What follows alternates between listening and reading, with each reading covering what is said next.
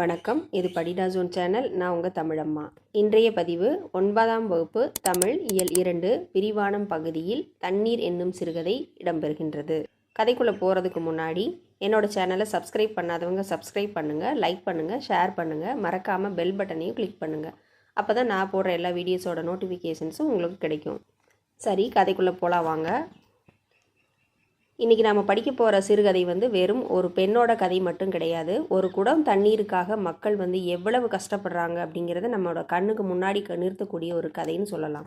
இப்போ நான் உங்ககிட்ட ஒரு கேள்வி கேட்குறேன். காலையில் எழுந்தோடனே வீட்டில் தண்ணி வரலைன்னா என்ன செய்வீங்க?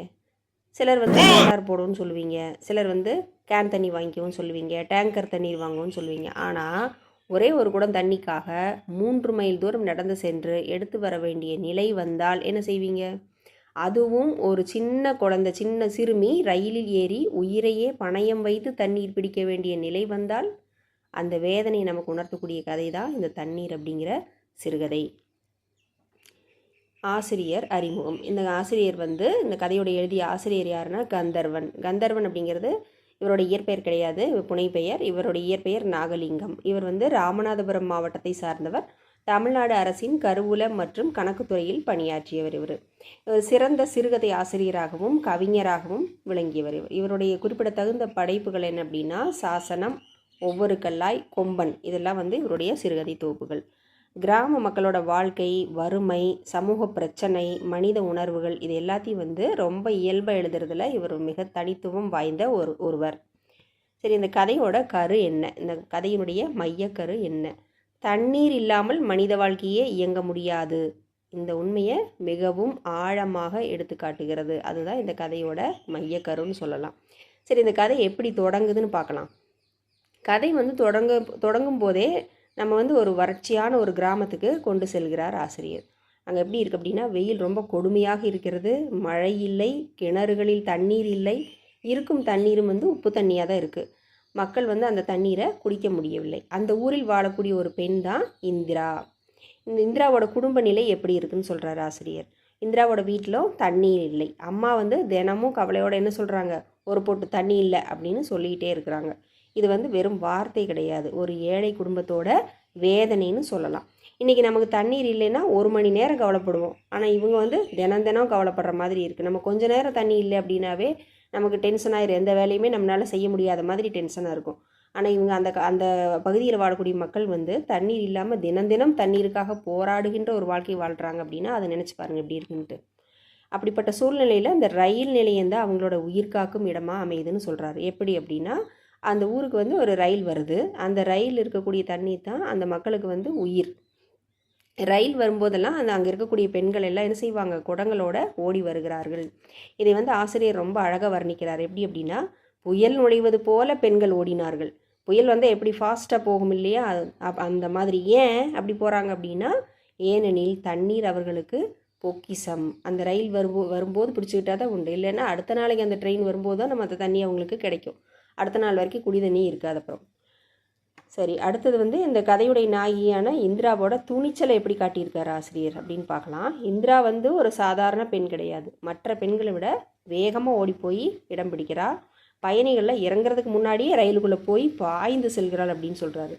அங்கே முகம் கழுவுறதுக்காக குழாய் வச்சுருப்பாங்க இல்லையா, அதிலிருந்து வரக்கூடிய தண்ணீரை பிடிக்கிறான். இங்கே ஆசிரியர் ஒரு பெரிய சமூக உண்மையை சொல்கிறார். என்ன அப்படின்னா, நம்ம ரொம்ப சாதாரணமாக முகம் கழுவ பயன்படுத்தக்கூடிய தண்ணீர் தான் இவங்களுக்கு குடித நீராக இருக்குது. நம்ம எவ்வளோ தண்ணி செலவழிக்கிற ஒரு நாளைக்கு, ஆனால் இவங்க அந்த ஒரு குடம் தண்ணிக்காக எவ்வளோ கஷ்டப்படுறாங்க யோசிச்சு பாருங்கள். இதை கேட்டால் நம்மளோட மனசு எப்படி இருக்குது, ரொம்ப கணக்கிறது அப்படின்னு சொல்லலாம் இல்லையா. இப்போ இந்த ஊரோட துயர நிலையை எப்படி எடுத்து காட்டுறாரு அப்படின்னா, இப்போது ஆசிரியர் ஊரின் நிலை எப்படி விளக்குறார். கிணறு வெட்டினாங்க, தண்ணீர் கிடச்சிது. ஆனால் எப்படி இருந்துச்சு அந்த தண்ணி? நல்லா கல்கண்டு மாதிரி இருந்துச்சா? இல்லை, உப்பு தண்ணி, குடிக்க முடியல. கடல் தண்ணி விட உப்பாக இருக்குது. இப்போ இங்கே ஆசிரியர் சொல்கிறது என்ன, இயற்கை வளங்கள் எல்லோருக்கும் சமமாக கிடைப்பதில்லை அப்படிங்கிற உண்மை விளங்குதா. சில இடங்களில் அதிகமாக இருக்கும் இயற்கை வளங்கள், சில இடங்கள் சுத்தமாகவே இருக்காது, முற்றிலும் இல்லாமல் இருக்கும்.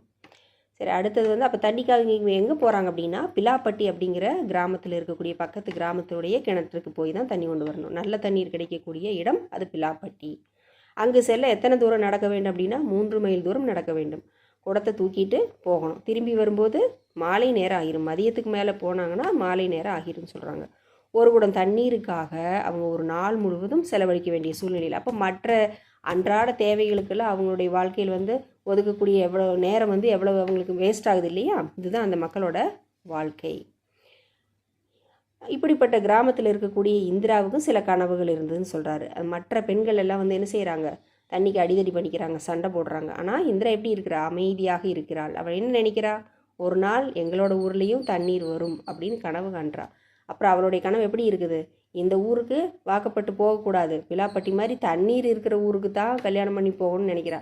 ஒரு பெண்ணுக்கு திருமணம் செய்து கொள்ள வேண்டிய சூழல் வரும்போது எப்படிப்பட்ட மாப்பிள்ளை பார்க்கணும்னு நினைப்பாங்க இல்லையா? ஆனால் இந்த பொண்ணு என்ன நினைக்கிறா? தண்ணி இருக்கிற ஊருக்கு போகணும்னு நினைக்கிறா. தண்ணியோட கொடுமை வந்து தண்ணி இல்லா கொடுமை அப்படிங்கிறது எப்படி விவரிக்கப்பட்டிருக்கு பார்த்தீங்களா இந்த இடத்துல? இதுதான் மனிதனோட வாழ்க்கை, நிலையற்ற வாழ்க்கைன்னு சொல்லலாம். எவ்வளவு துன்பம் வந்தாலும் நம்பிக்கை மட்டும் விடக்கூடாது. இந்த இந்திரா வந்து பார்க்கும்போது நம்பிக்கை மட்டும் விடக்கூடாது அப்படிங்கிற கருத்தை ஆசிரியர் நமக்கு காட்டுகிறார்.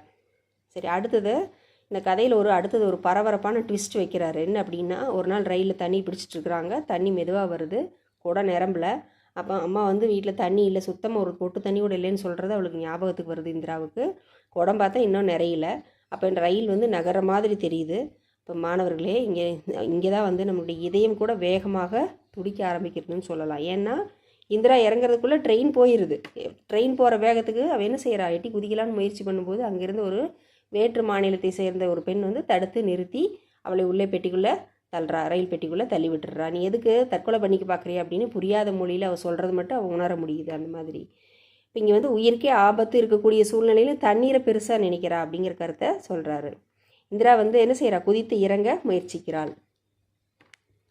அந்த பெண் வந்து என்னென்னு கத்துறா? வேகமாக கத்துறா. என்னென்னு கத்துறா? கோபமாக, ரொம்ப கோபமாக என்ன சொல்கிறா? உயிரை விட உனக்கு தண்ணி முக்கியமா அப்படிங்கிற மாதிரி கேட்குறா. அந்த கேள்வி நமக்கெல்லாம் பொருந்தும். ஆனால் இந்திராவோட நிலை வேறு. அவளுக்கு தண்ணீரும் உயிரும் ஒன்று தான். ஏன்னா அவங்களுக்கு குடிக்கிற தண்ணி இல்லைன்னா உயிர் எப்படி வாழ முடியும்? சரி, இந்த சூழ்நிலையில் என்ன ஆகுது அப்படின்னா, ட்ரெயின் போயிடுது, அவளால் இறங்க முடியல. இப்போ குடும்பம் வந்து எப்படி பதற்றமான ஒரு நிலையில் இருக்கும் இல்லையா? இந்திரா வீட்டுக்கு வரல, செய்தி வீட்டுக்கு போகுது. அம்மா பதற்றமாகறாங்க.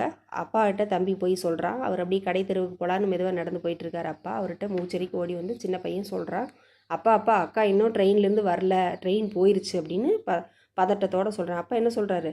இருப்பா, எங்கேயாவது இங்கே தான் வாய் பேசிக்கிட்டு இருப்பா, வருவா வருவா அப்படின்னு சொல்கிறாரு. ஆனால் அவன் இல்லைப்பா, அம்மா பார்த்துட்டு தான் உங்கள்கிட்ட சொல்ல சொன்னாங்கப்பா, அக்கா இன்னும் வீட்டுக்கு வரலப்பா, ட்ரெயின்லேயே போயிடுச்சு போலப்பா அப்படின்னு அவன் சொல்கிறான். இப்போ எல்லாருமா சேர்ந்து தேட ஆரம்பிக்கிறாங்க. அப்பா அவங்க சொந்தக்காரங்க எல்லாருமா சேர்ந்து தேட ஆரம்பிக்கிறாங்க. அடுத்து வரக்கூடிய பேருந்தில் ஏறி போய் வந்து ராமநாதபுரத்தையும் ஃபுல்லாக அலசி தேடுறாங்க. உறவினர் வீடு எல்லாமே போய் தேடுறாங்க. ஆனால் என்னாச்சு? அவளை இந்திரா கிடைக்கவே இல்லை. இப்போ தாயோட வேதனை எப்படி இருக்கும் யோசிச்சு பாருங்கள். இந்த கதையோட மிக உருக்கமான பகுதி இதுதான். அம்மா அழறாங்க, அழுதுகிட்டே சொல்கிறாங்க. என்னென்னு சொல்கிறாங்க? என் பிள்ளை எந்த தண்டவாளத்தில் விழுந்து கிடக்குதோ. ஒரு தாயோட மனநிலையை இதை விட ஒரு பெரிய உணர்ச்சி வந்து இந்த உலகத்தில் வந்து எதுவுமே கிடையாது இல்லையா? தாயோட உணர்வு மிகப்பெரியது, தாய்மை அப்படிங்கிற உணர்வு மிகப்பெரியது இல்லையா? தாயோட இந்த மனநிலை எப்படி இருக்கும் பார்த்துக்கோங்க. மகளை நினச்சி அவளுக்கு உயிரே போகிற மாதிரி வேதனை அடைகிறாள். அடுத்தது தான் கதையோட உச்சகட்டம்னு சொல்லலாம். எல்லோரும் என்ன செய்கிறாங்க? அம்மா வந்து தண்டவாளம் வழியாக என் பிள்ளையை நான் தேடுறேன்ட்டு ஓடுறாங்க. அம்மா ஓடும்போது பின்னாடியே ஐயாவும் ஓடுறாரு. ஐயா பின்னாடி சொந்தக்காரங்க ஊர்க்காரங்க எல்லோரும் ஓடுறாங்க. ஓடிட்டு போகும்போது மாலை இருட்டாயிருச்சு. கொஞ்சம் தூரத்தில் பார்க்கும்போது ஒரு உருவம் தெரியுது. அதாவது ஐயா தான் ஃபஸ்ட்டு பார்க்குறாரு, அப்பா தான் ஃபஸ்ட்டு பார்க்குறாரு. பார்த்துட்டு அம்மாவை கையை பிடிச்சி தடுத்து நிறுத்திட்டு அங்கே பாரு அப்படின்னு சொல்லும்போது, அம்மா அது யார்? இந்திரா. அங்கே இந்திரா வந்து கொண்டு இருக்கிறாள். ஆனால் எப்படி வர்றாவ? வெறுங்கையோடு வரல, இடுப்பில் குடம் இருக்கிறது, அந்த குடத்தில் தண்ணீர் இருக்கிறது, ஒரு சொட்டு கூட சிந்தலை தண்ணி. இங்கே ஆசிரியர் வந்து ஒரு மிகப்பெரிய அடையாளத்தை உருவாக்குறார். அது வெறும் தண்ணீர் அல்ல, அது வந்து ஒரு குடும்பத்தோட உயிர் அப்படின்னு சொல்கிறாருங்க. சரி, அடுத்தது வந்து கதையோட இறுதி பகுதிக்கு வந்துட்டோம். அப்பா கேட்குறாங்க, ஏம்மா பயமா இல்லையா? அதுக்கு இந்திரா சொல்கிறா, இந்த குடத்தையும் சேர்த்து தூக்கிட்டு வரணுமா அப்படின்னு கோபமாக கேட்கும்போது அதுக்கு இந்திரா என்ன சொல்கிறா? நாளைக்கு வரை குடிக்கிறதுக்கு எங்கே போகிறது அப்படின்னு கேட்குறா. அவன் தனியாக இருட்டில் நடந்து வர பயப்படலை. அவ்வளோ மைல் தூரத்துக்கும் இடுப்பில் குடத்து தண்ணியோடு சிந்தாமல், ஒரு சொட்டு தண்ணியோடு சிந்தாமல் எவ்வளோ இதாக கொண்டு வர. அப்போ அந்த தண்ணியோட முக்கியத்துவம் எவ்வளோ அப்படிங்கிறத இங்கே ஆசிரியர் உணர்த்துகிறார்.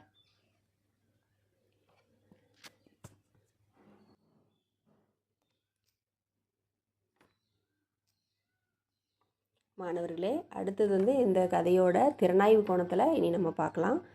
பெண்களோட வாழ்க்கை போராட்டம் எப்படி இருக்குதுன்னு பார்க்கலாம் இந்த கதையை அடிப்படையாக வச்சு. இந்த கதையில் வந்து பெண்கள் வெறும் கதாபாத்திரங்கள் மட்டும் கிடையாது, அவங்க இந்த சமுதாயத்தோட பிரதிநிதிகள் அப்படின்னு சொல்லலாம். காலையிலிருந்து மாலை வரைக்கும் தண்ணீருக்காக அவங்க அலையிறது வந்து அவங்களோட வாழ்க்கையாக போயிடுச்சு இல்லையா? இன்றைக்கி நம்ம வீட்டில் அம்மா 10 நிமிஷம் தண்ணீர் எடுத்துகிட்டு வந்துடுவாங்க. ஆனால் இங்கே பல கிலோமீட்டர் நடக்கணும். நம்ம பைப்பு திறந்தால் தண்ணி வரும், ஃபில்டர் கூட்டி திறந்தால் ஃபில்டரோட பைப் ஓப்பன் பண்ணால் நமக்கு தண்ணி வரும், ஃப்ரிட்ஜில் தண்ணி இருக்கும். ஆனால் இவங்க 10 மைல் தூரம் போய் தான் தண்ணி கொண்டு வர வேண்டிய சூழ்நிலை. பல கிலோமீட்டர் தூரம் நடக்க வேண்டும், வரிசையில் நிற்க வேண்டும், சண்டை போட வேண்டும், காத்திருக்க வேண்டும். இவ்வளோ கஷ்டப்பட்ட பின்னாடி தான் ஒரு குடம் தண்ணி அவங்களுக்கு கிடைக்கும். இதுதான் அவங்களோட வாழ்க்கை. அப்போது பெண்களோட வாழ்க்கை எப்படி இருக்குது அந்த அந்த கதையின் அடிப்படையில் பார்க்கும்போது அந்த சமூகத்தில் வாழ்கின்ற அந்த பெண்களோட வாழ்க்கை ஒரு தண்ணீருக்கான போராட்டம் நிறைந்த வாழ்க்கையாகத்தான் இருக்கிறது. சரி, அடுத்தது ரயிலை வச்சு பார்க்கலாம். ரயிலும் தண்ணீரும் எப்படி இருக்குது? இங்கே வந்து ரயில் ஒரு வாகனம் மட்டும் கிடையாது, அது ஒரு உயிர்காக்கும் சாதனம் அப்படின்னு தான் நம்ம இந்த கதையை வச்சு பார்க்க முடியும். ரயில் வந்து அந்த மக்களுக்கு எப்படி இருக்குது? மகிழ்ச்சியாக இருக்குது. ரயில் வரலைன்னா கவலைப்படுறாங்க, ஏன்னா ரயில் தான் தண்ணீர். இந்த காட்சி நம்ம எப்படி என்ன செய்யுது? சிந்திக்க வைக்கிறது. ஒரு நாட்டில் மக்கள் தண்ணீருக்காக ரயிலை நம்ப வேண்டிய நிலை வந்து விட்டதா அப்படின்னு கேட்க வைக்குது.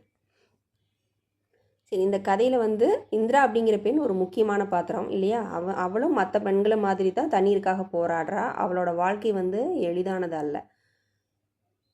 அவங்க குடும்பத்தில் தண்ணீருக்காக அவள் போராட வேண்டியதாக இருக்கிறது. தண்ணீர் தான் அவளுடைய வாழ்க்கையில் ஒரு மிகப்பெரிய பிரச்சனை. ஏன்னா அவளுடைய எதிர்காலத்தில் அவளுடைய குடும்ப வாழ்க்கையை எங்கே அமையணும் அப்படிங்கிறத எந்த அடிப்படையில் வச்சு சொல்கிறா? தண்ணீர் கிடைக்கக்கூடிய இடமா தான் இருக்கணும். தன்னுடைய கணவன் வாழ்கின்ற ஊரில் தண்ணீர் பிரச்சனை இல்லாமல் இருக்க வேண்டும்.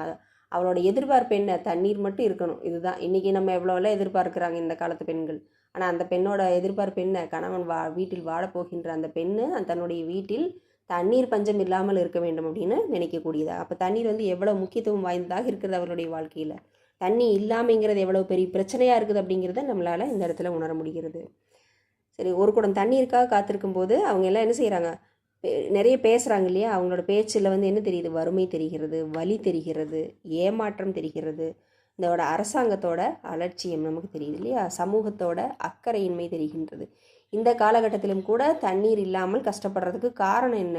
எல்லா இது குளங்களையும் தூர்வாடுறது இல்லை, டேமு இதில் எல்லாம் வந்து தண்ணீரை மழை நீரை தேக்கி வச்சாலே தண்ணீர் பஞ்சமே இருக்காது. குடி தண்ணீருக்கே பஞ்சம், விவசாயம் செய்கிறதுக்கும் பஞ்சம். என்ன செய்கிறது?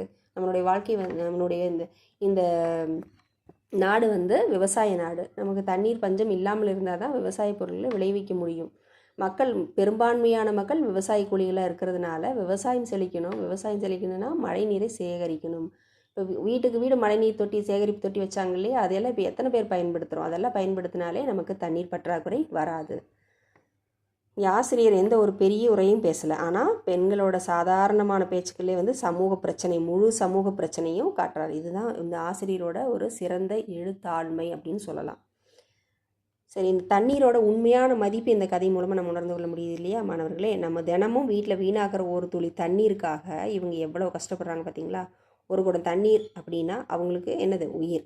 சமைக்கிறதுக்கு தண்ணீர் வேணும், குடிக்கிறதுக்கு தண்ணீர் வேணும், குழந்தைகளுடைய வாழ்க்கைக்கு தண்ணீர், குடும்பத்துக்கு நம்பிக்கையே வந்து தண்ணீர் தான், எல்லாமே அதுதான். அதனால் தண்ணீர் அப்படிங்கிறது வெறும் இயற்கை வளம் அல்ல, அது ஒரு வாழ்வாதாரம். அதனால் நம்ம என்ன செய்யக்கூடாது? தண்ணியை வீணாக்கக்கூடாது. இந்த கதையோட மிகப்பெரிய சிறப்பு என்னன்னு சொன்னால், ஆசிரியர் யாரையுமே வந்து நேரடியாக குற்றம் சொல்லலை, ஆனால் ஒரு முழு அமைப்பையும் கேள்வி கேட்குறாருன்னு சொல்லலாம். ஏன் மக்களுக்கு தண்ணீர் கிடைக்கவில்லை? ஏன் கிராமங்கள் புறக்கணிக்கப்படுகின்றன? ஏன் பெண்கள் தான் இந்த சுமையை சுமக்கிறார்கள்? ஏன் அடிப்படை வசதிகள் இல்லை? இந்த கேள்விகள் எல்லாமே வந்து இந்த கதை மூலமாக ஆசிரியர் எழுப்புகிறார். இந்த கதையில் ஆண்களை விட பெண்களே ரொம்ப கஷ்டப்படுறாங்க இல்லையா?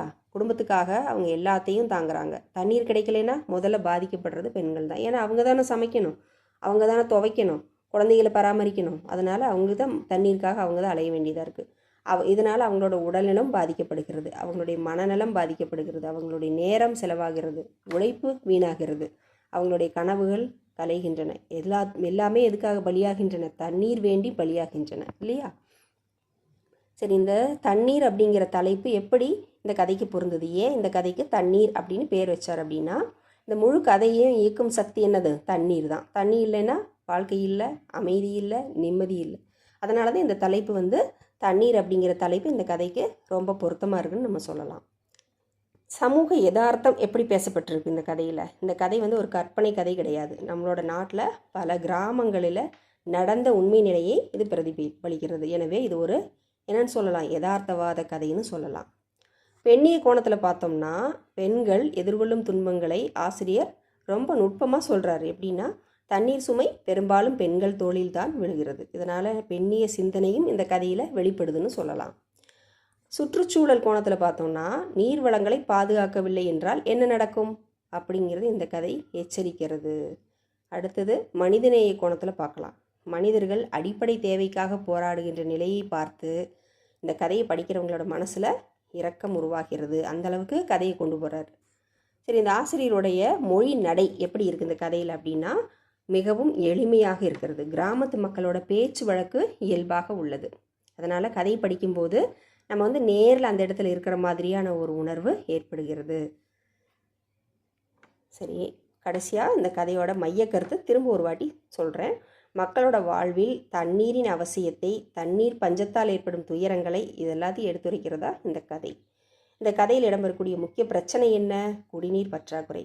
ஆசிரியர் இந்த கதை மூலமாக எதை வலியுறுத்துகிறார் அப்படின்னா, தண்ணீரை பாதுகாக்க வேண்டும் அப்படிங்கிற கருத்தை மறைமுகமாக வலியுறுத்துகிறார். இந்த கதை சொல்லக்கூடிய சமூக செய்தி என்ன அப்படின்னா, அடிப்படை வசதிகள் அனைவருக்கும் சமமாக கிடைக்க வேண்டும் அப்படிங்கிறதா இந்த சமுதாயத்துக்கு அவர் சொல்லக்கூடிய செய்தி இந்த கதையின் வாயிலாக. ஸோ மாணவர்களே, இந்த தண்ணீர் கதை நமக்கு ஒரு பெரிய பாடம் சொல்லுது இல்லையா? நாம் இன்று வீணாக்கக்கூடிய ஒரு துளி தண்ணீர் நாளைக்கு ஒருவரோட உயிரை காப்பாற்றக்கூடியது. தண்ணீரை மதிப்போம், வீணாக்காமல் பயன்படுத்துவோம், மழைநீர் சேகரிப்போம், நீர்நிலைகளை பாதுகாப்போம். அப்போது தான் எதிர்கால தலைமுறைக்கும் தண்ணி கிடைக்கும் இல்லையா? சரி, நன்றி மாணவர்களே.